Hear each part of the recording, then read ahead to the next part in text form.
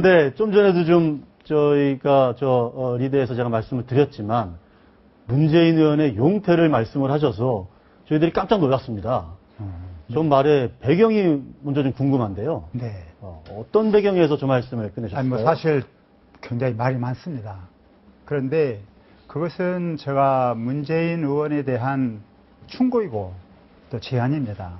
저는 이번에 새로 태어나는 그 새정치민주연합 신정당이 원래는 2012년 11월경에 과거의 민주당 그리고 또 안철수 진영이 서로 아름다운 협상을 해서 그 결과로 탄생되기를 많은 사람들이 기대했었고 또 탄생될 수도 있었던 가능성이었습니다. 이게 무산됐거든요. 그리고 이제 1년 반 뒤에 갑자기 수면에 올라와서 성사가 되고 있습니다. 이런 상황에서 이것이 1년 반 뒤에 나왔지만은 문재인 후보 입장에서 제가 생각해 보면 이걸 진정으로 정말 환영하면서도 그 당시에 많은 야권 지지자들이 그토록 갈망했던 이 아름다운 단일화가 어떻게 안 되었는가를 통제력에 생각해 보면 제 생각에는 그 과정을 제가 잘 검토해 봤으니까요.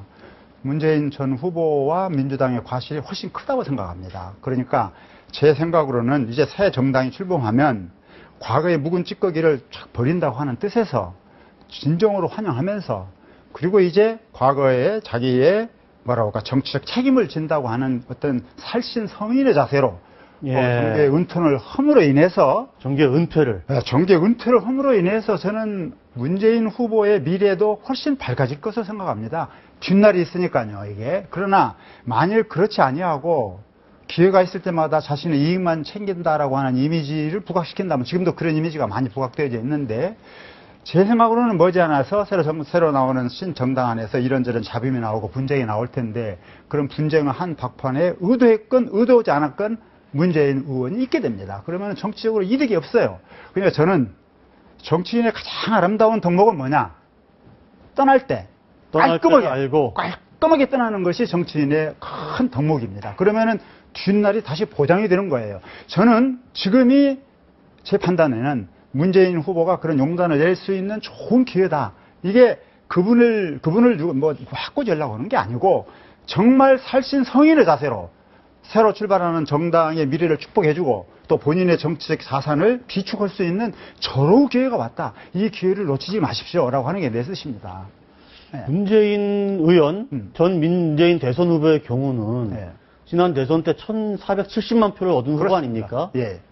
박근혜 대통령에게 패하긴 했지만 48%의 지지를 얻었는데 또 그를 또 지지하는 또 정치권의 세력도 있고 근데 그분한테 물러나라 이렇게 되면 물론 본인 혼자 자연인이면 어떤 선택을 하겠지만 그분을 또 둘러싸고 있는 여러 가지 세력들이 있지 않겠습니까?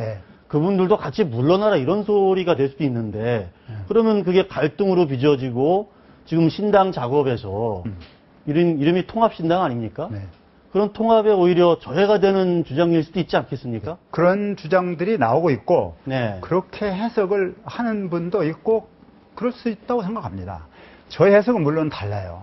저는 문재인 후보가 48% 지지를 얻었다고 하는 점을 제가 대선 평가할 적에도 높이 평가했습니다.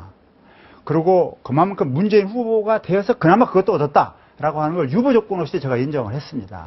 그러나 그 표를 잘 분석해 보면 그 48%의 성격이 문재인 후보나 또는 민주당을 완전히 지지하는 표는 결코 아닙니다. 상당한 정도가 박근혜 후보가 당선되는 것이 싫어서 일종의 비토 선거를 한 겁니다. 이게 그 표가 적지 않습니다. 물론 박근혜 후보의 경우에도 그런 사람이 있어요. 문재인 후보가 되는 것이 싫으니까 이거 찍자 하고 나가는 사람들이 있는데 그 비중을 따지면은 문재인 후보가 좋거나 민주당이 좋은 것이 아니고 박근혜 후보가 당선되기 싫으니까 나가서 찍겠다고 하는 사람들이 압도적으로 훨씬 커요, 이것이 중요한 사실입니다. 이게 착시 현상을 벗어나야지 돼요. 첫째는요. 그래서 48% 얻었으니까 내 기반 아주 튼튼하다 이렇게 생각하는 것은 나는 중대한 착시 현상이라고 생각합니다. 그리고 또 하나 저는 강조하는 건 뭐냐면은 정당이라고 하는 것은 가장 중요한 공적 기관이고 그 정당을 끌어가는 생명력은 정치적 책임윤리에 있습니다.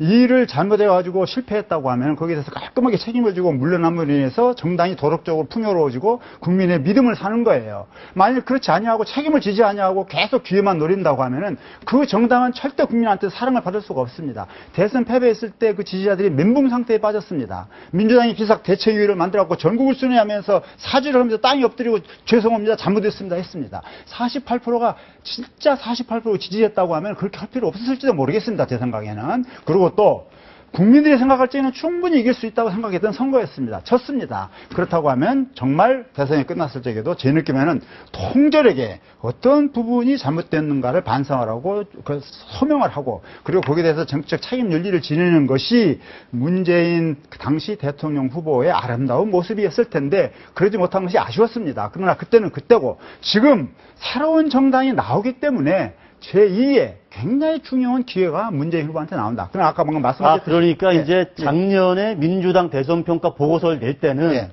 그때는 문재인 의원의 정계 은퇴를 그때는 말씀하지 않으셨거든요. 저는 전혀 얘기하지 않았습니다. 그때는 전혀. 그런 상황이 아니었고 그렇죠. 일단 평가만 한 것이고 그런 상황이 전혀 아니었어요. 이제 전혀 올해 들어서 국면이 바뀌었다. 네, 그렇습니다. 신당 이제 민주당과 안철수 의원이 합치는 신당으로 가기 때문에 그렇죠. 이런 국면이 바뀌었으니 문재인 의원은 좀 이 신당이 잘 되도록 좀 빠져주시는 게 좋겠다 이런 주장이신 거네요. 그러니까 잘 말씀하셨습니다. 저는 용태라고 생각하고 제가 원래 이 조그마한 어떤 신문에다가 글을 쓸 때 살신 서민이라는 표현을 썼습니다. 지금 참 좋은 기회입니다.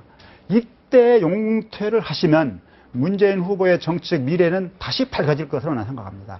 이 기회를 놓치면 나는 어려울 거라고 봐요. 용퇴를 했는데 어떻게 다시 또 정계 은퇴를 했다가 다시 나중에 기회가 왜냐하면 그렇게 되면 문재인 후보에 대한 이미지와 지지자들이 더 많이 살아있게 되고 요구하게 다시 됩니다. 또 언젠가 다시 또 기회가 올 것이다. 그것은 이제 통합신당이 앞으로 어떻게 하느냐에 따라 달라지지만 정치적 자산은 살아있는 자산입니다. 지금 현재는 잘못하면 이 정치적 자산을 계속 갉아먹어야 돼. 갉아먹습니다, 이게. 그래서 지금이 굉장히 좋은 기회다. 그러나 저희의 그 충원을 분당이나 또는 당 불화를 야기시키는 행동이다라고 해석하시는 분도 있고 사실 해석은 자유예요. 그건 뭐 제가 탓하지 않습니다. 저는 신당이 정말 이번 기회에 새롭게 태어나는 하나의 좋은 기회이면서 조건이 어려운 주문이지만 문재인 후보가 마음을 딱 비워서 자, 새롭게 출발한 정당 정말 잘해보자. 나도 제야에서 열심히 돕겠다. 나는 물러난다.